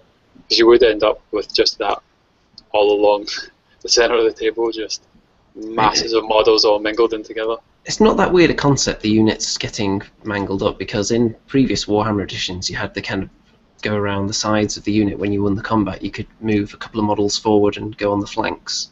Yeah. So it's not completely alien concept that people can move quite fluidly during combat. It's just different to that even. So, question for you, Stu. What's the thing you like most about Age of Sigmar, and what's the thing you dislike most? Oh, tough question. I'm going to have to say the thing that I like the most is all of the attention that's been brought back to Warhammer Fantasy, or now Warhammer Age of Sigmar, because the game was getting a bit stale after a while. The storyline never moved on. New army books were great and everything, but it wasn't enough of a shake-up to make it a new thing. Yeah. And Age of Sigmar, like on this show and other shows, everyone's talking about it now. Whether they love it or hate it, they're still talking about it. And it's, for me, all the new models that have came out since then, and there's been a lot of new models, they're amazing. And it seems that obviously GW has made them focus a lot more attention on Warhammer Fantasy. So that's my favourite thing, that rejuvenation factor. The thing I don't like is shooting into combat. Just quite a simple one. Just that simple. As Nico said, Stu, you took the words out of my mouth. It just doesn't sit right with me at all. It doesn't. No, it doesn't feel right. Maybe for I don't know, evil armies, I suppose, like undead or chaos, they would probably shoot into a combat. But for everyone else, no. I think it's not so much shooting into combat that I find odd, it's shooting out of combat. Oh yeah, well, yeah, that too. Just shooting at anything, anytime. Yeah, I think shooting into combat, there should be a chance you could hit your own warrior and actually roll on that chair. Well, you can turn your back on people that you're fighting in hand-to-hand and shoot directly behind you at a unit that's sitting there. So maybe if there was some kind of rule where if you shoot out of combat, the unit that's fighting you get a free hit and a pile in the shooting phase or something like that. Yeah, well, they had that randomization in the Lord of the Rings game. Don't know if you played that at all. When you shot an opponent's model, the hits were sort of randomized between, like, if it was a cavalry model you shot at, the hit was randomized between the rider and the mount. And for massed bowfire, the hits were randomized. You could still shoot into combat, but the hits were randomized between your own models and the opponents. Yeah. Something like that would makes perfect sense to me. Yeah. If you're shooting into a combat, there's just as much chance, unless you're maybe an elf, there's just as much chance you're going to hit your own. Unless you're shooting into a combat trying to hit a dragon that's fighting some goblins, you don't really have much excuse if you hit the goblins, do you? Yeah, no, that's true. I mean, shooting out of combat, I believe I might be wrong, but the rules are you have to be able to see that unit you're shooting at. Yeah, but the true line of sight thing is always a bit weird, because if you can see the hair sticking out of someone's armpit all the way across the battlefield through 18 pairs of legs, then you are allowed to shoot them. Okay, but on top of that, I think if you do shoot out of combat, you shouldn't be able to fight that turn. Yeah, that would make sense. That would be fair as well. It's all just for speeding up the game, isn't it? It's all just for making you able to kill things all the time. Some units have the rule where if you're within 3 inches of them, then they have less attacks in the shooting phase, or their shooting isn't quite as good. Yeah. Not all of them have that, but the Iron Drakes certainly do. So if you want to stop the Iron Drakes shooting twice, you just have to get next to them. Yeah. So, Andy, what about you then? Favourite thing, I think the change in the community. The fact that the kind of people who were very competitive and didn't seem to be having any fun with the game, and that kind of passed on to the audience and got people really kind of angry and competitive with each other in comments on videos, for instance. They've moved on and been replaced with the much more light-hearted fellows who are raking in the cash from Platinum membership. Yeah, you used to be the laughing stock of the Warhammer community, the ridicule. Well, some of us did, Mr. Red. Some of us attended and actually won at least a game at an international tournament. I can't compete with that, Andy. There you go then. So, what's the thing you hate the most? The thing I dislike, I think, trying to use mass numbers of models in the game I think it slows everything down and it turns into a bit of a mess. I think when I get my Stormcast painted, I'm going to be having a lot more fun than I did with my Undead. Yeah. I'd imagine a Skaven versus Goblin game could be an absolute nightmare. I think it is all about, if you go for like your Stormcasts or your Chaos or Ogres, anything where you can take really elite troops. Yeah. I mean, even with Undead, you could just do an army that's entirely Knights and Crypt Horrors and Dragons and whatnot. But you can't really have Undead without Skeletons and Zombies, can you? So it doesn't look quite right on the table. Well, that's the great thing about nothing having points costs anymore. You can just take what you want. If you can't be bothered shoving around all those core, well, what used to be core choices, like Skeletons and Zombies, you don't have to take them if you don't want to. Yeah, I'm looking at the Stu. I'm on the War Scrolls now, and I'll look at the Great Moon Clan War Scroll, which is the thing they give you, which is a kind of a little army, and their recommended army consists of this: 1 Night Goblin War Boss, or a War Boss on a Great Cave Squib, so one or the other. 1 Night Goblin Shaman. 1 unit of Squig Hoppers, or a Mangler Squig, or some Squig Herders. 3 units of Night Goblins, and some Fanatics. And that's it. So it's actually not like the way they're writing their army lists aren't that complicated. Now I've pretty much had nearly everything in the whole book there on the table, which probably made it really confusing. I think having multiples, a series of smaller games is the way to go with Age of Sigmar, I think, if you link the scenarios together with a bit of a story as well. Plus your army gets those buffs for just taking the battalions that they recommend, don't they? So it's just a bit more encouragement to go for that kind of sized force. Yeah. Taking 1 battalion against another battalion should work out just fine.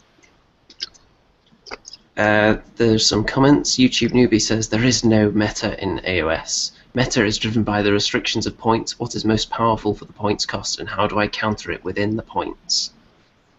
So, yeah, you could argue that. It depends how people are choosing to balance the game in their area, and whether they're choosing to balance it at all, whether they're just doing narrative scenarios instead of trying to have a balanced game. Yeah, there's no point in trying to bring... I don't see the point in trying to bring comp into it at all. But the game is pretty much fine as it is, really. But the meta is relative. Like, for me, if I'm playing Andy mainly, the meta is what models Andy likes to bring. Andy likes to bring those filthy Iron Drakes. And I know he's going to bring those dwarves, he's going to bring those Iron Drakes. And therefore, I'm going to think about something to get rid of them and those, you know, the impregnable dwarves with their shields, what are they called? The Iron Breakers. I know he's going to bring them in. He's just going to plonk them in the middle and not move them. If I get near them, I'll get shot down. So I'm already thinking about a meta for that. By the way, I actually have a theory about balance in this game, and it relates to MC1 Gamer. I think he is the one that will bring balance to the Force. Because if you think about it, he started off as like the beacon of light, and with the tremendous comp system, we're kind of drawing him over to the dark side, aren't we? So I think there are some parallels there, and eventually he'll have to cave in and accept it for the good of mankind, perhaps. So, Plastic Sturgeon agrees with me. He's glad all the grumblers are gone. Yeah, the people who are playing Age of Sigmar do seem to be happier than the people who are playing 8th. It's because there's no tournament players anymore. Yeah. So if I had to cut out one element of the community, they probably would have been the tournament players. Yeah. Yeah. When I was talking to Mr. Reed Thiefman, I don't know if you've seen Yeah. him. Watched most of his videos. He can't stand tournament players. He used to come back from tournaments and talk about it to me. He always had. I mean, his show was called Bottom Table Dwellers. Yeah. He's a very experienced player, but he just hated some of the characters he met at the tournaments. Just to me, it was, you know, like Warhammer is a game that is about the narrative and the story and the character of the models and things, and that kind of extreme, you know, level of tournament competitiveness. To me, they may as well have just been pushing around bits of paper with what the unit's name is on it. That's why you've got to have painted models. Absolutely. I mean, I got into the game more from doing roleplay, Warhammer Fantasy roleplay, you see. Yeah. So I come in from, you know, becoming the character and thinking and acting like they would think. Mm-hmm. And then having your own army just was an extension of that, I guess. So I'm like you, really. I just enjoy the fluff. Yeah. By the way, on the subject of Mr. Reef, if anyone is lucky enough to be one of his accepted subscribers, then go over to some of his videos, and I'm sure he will see it eventually if you all comment and tell him that he needs to come on this show at some point. So just on any of his videos, it'll pop up somewhere and tell him he's bound to see it eventually, because we need to get him on here. He's not been very active recently. He's been quite busy. Yeah, you played him, didn't you, Andy? Did he win? I can't even remember what the game result was now. I think my Dwarves possibly got crushed because I didn't take very competitive choices. Yeah, it was my Dwarves against him with his Beastmen and Pezapoo and the Stormcast. So we didn't do a battle report though. It was just a friendly man-to-man kind of game with no cameras present. YouTube Newbie says you can just put more models on Rem to counter the Iron Drakes. If you had to match points, it would be hard, but you can now soak up the shots with 200 goblins until you get them in close combat. So yeah, when you see the Iron Drakes, just insist on having another unit of 50 goblins. Well, look, we have to paint a unit of 50 goblins, and I really don't want to do that. Well, that's one problem, isn't it? So I'm just right now staring down a unit of 20 Blood Reavers, and even just 20 now is... Yeah. After painting the Stormcast Eternal army was pretty low model count, elite troops. They're quite easy to paint as well, with just washing, edge highlighting, with it all being metal, and then you get chaos with all these little pouches and skulls and chains dangling off them and all that flesh. Them Blood Warriors are really hard to paint, man. Yeah, I've done the Blood Warriors. I put the pictures up on Google Plus. The Blood Reavers, they're so detailed. Not that I'm complaining about that, but they're so detailed and there's so many. I'm just staring at them thinking, God. Did you buy the separate box of the Blood Reavers, or did you get... No, it's the ones from the starter box, but just because if you build them the way they are out of the box, you end up with a couple of duplicates. So I just did a couple of weapon swaps and a head swap here or there just to make them all kind of unique looking. Yeah. The starter box is really good for conversions, and this week I did actually convert one of the prosecutors into something else, but I'm not going to spoil it. I think I've already mentioned it before, but I'm going to be putting up a video on exactly how I did that, so I'm not going to give away too much. But obviously you get a lot of prosecutors between two boxes, and I only really wanted a unit of 4, because I don't think that 3 is really enough in the game. I think more than that might be too much. I was considering 5, and then I thought, well, maybe if I buy another box in the future I can use that spare one and make 2 units of 4 and give them different weapons. But looking at the rules, the prosecutors that have the shields aren't that great, are they? Not really, no. Not compared to the 2 hammers. You're probably better off just sticking with the 2 hammers. Yeah, it's like the Liberators are much better with 2 swords than anything else, but of course you don't get that version in the starter set. I did buy just a separate box of Liberators, just so I can have a set with the paired swords, or Sword and Warblade, I think it's called. Yeah, they are very juicy with all that re-rolling of wands and I'm tempted to get another box and assemble them with the paired Warhammers. So just for that extra punch. I just really like the way the shields look. So I'm not too interested in exactly how powerful the Liberators are. I think they just look cool. So Stu, is your Chaos Army, is it themed at all? From Warhammer Fantasy? Yeah. It was built... First of all, I built that one, or the one I used the most, around about the time that the Storm of Chaos campaign was coming out. Yeah. And Crom the Conqueror came out. Yeah. So I got him and painted him with bronze armour, and I thought that would be really cool to just build an army around him, paint them all in bronze armour. And then I said, well, his army is undivided, so they are all just bronze armour, undivided stuff. Their banners are all just painted like flayed flesh, sort of thing.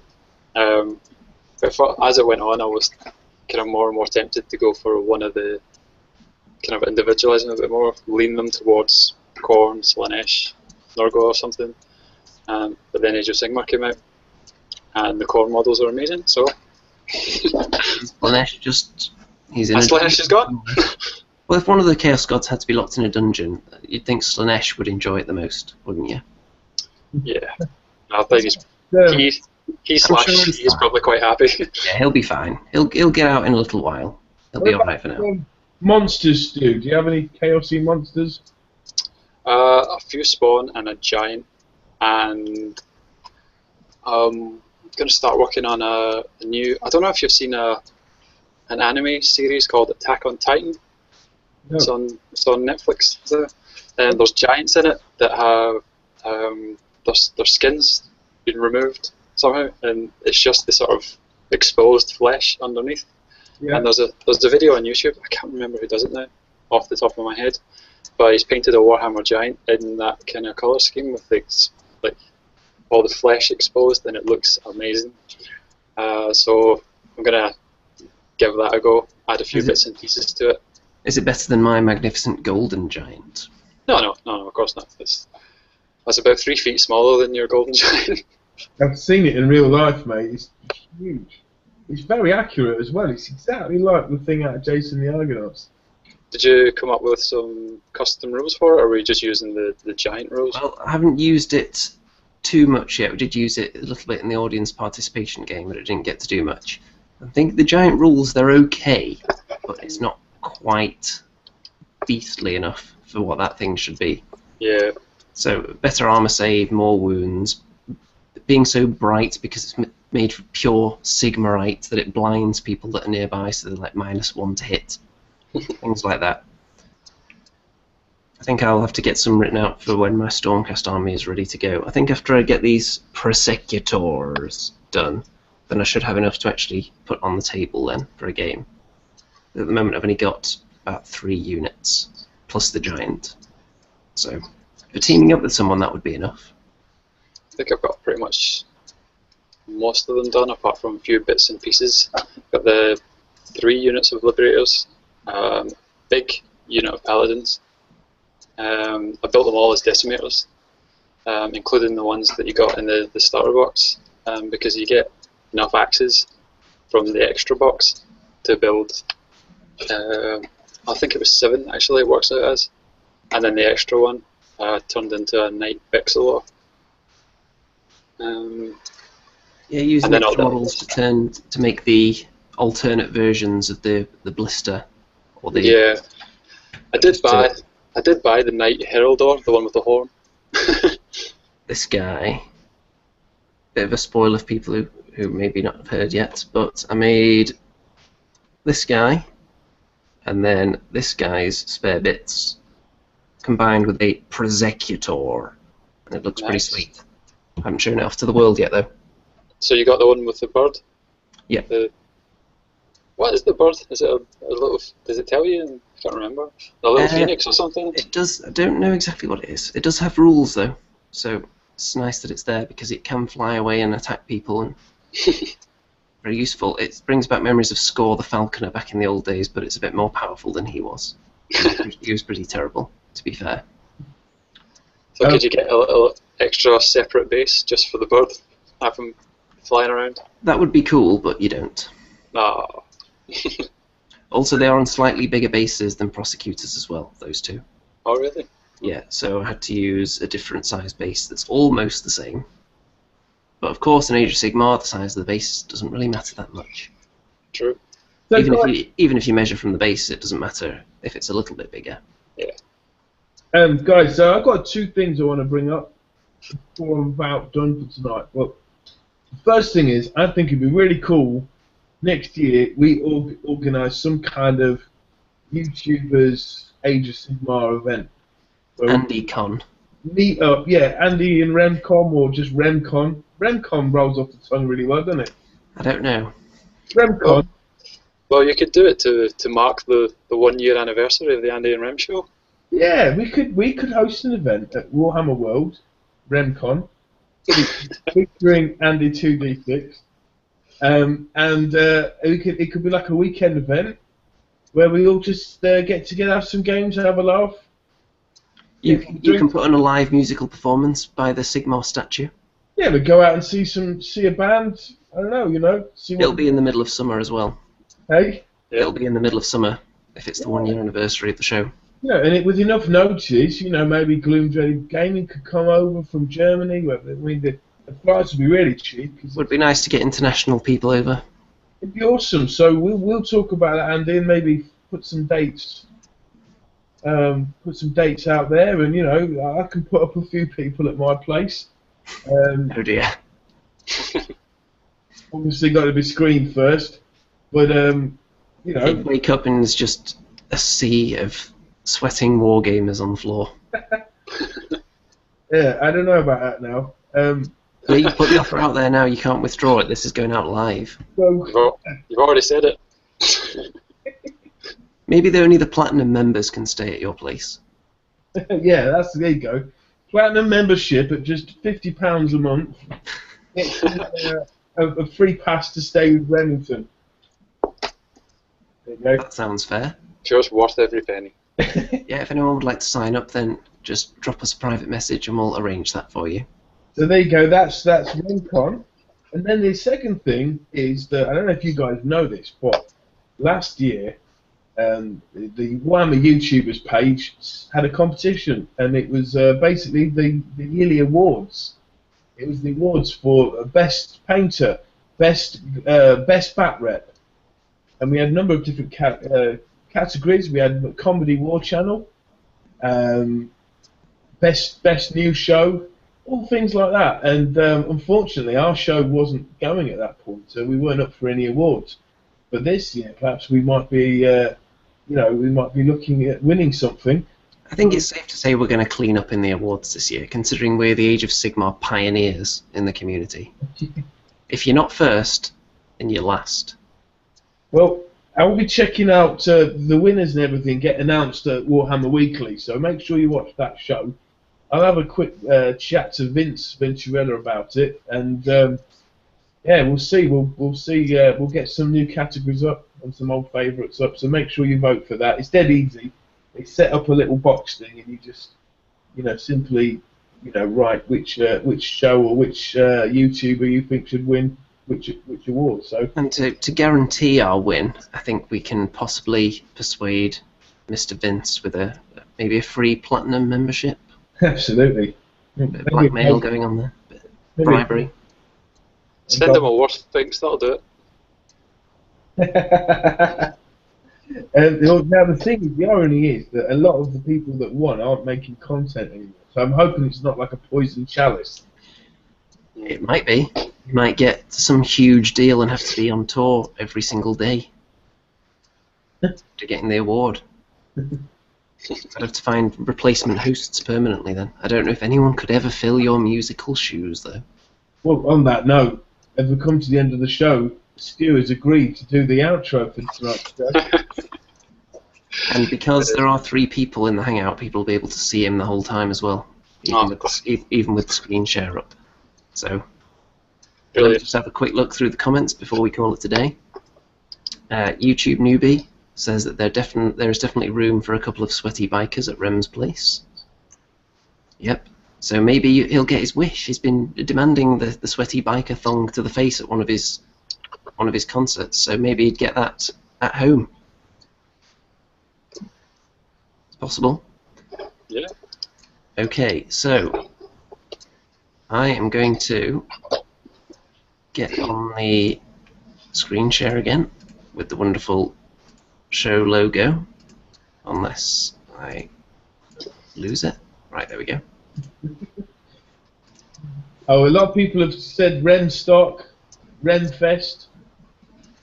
Just rolls off the tongue, that, Andy, doesn't it? I think AndyCon, Andy Fest, Andy Con. Andy Palooza.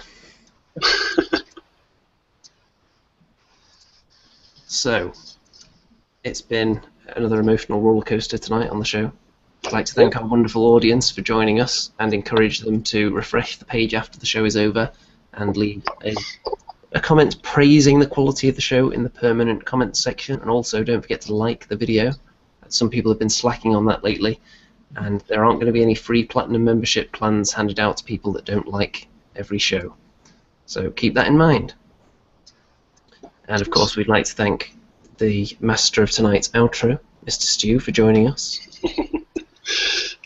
No problem, guys. You managed not to like flash naked or give us any politically incorrect outbursts or anything like that? Just about managed to. So it's always a risk when you get someone on the show, outsiders. Thanks very much for having me, guys. It was great. Hey, thanks for coming on, Stu. Brilliant. And for Andy, as usual, it's been a great pleasure. Thank you. It has. So with that, we'd hand it over to our guest to provide some musical entertainment. I would say I can't sing, and karaoke is probably my most hated thing in the world, but for the Andy and Rem show, I will make the extra effort. Yay! So I will be singing along to the other song, Ain't That a Kick in the Head by Dean Martin. Brilliant. I'll be using that tune. How lucky can one guy be? I asked them if they'd have me, and these guys said yes, so now I'm chilling with Andy and Rem.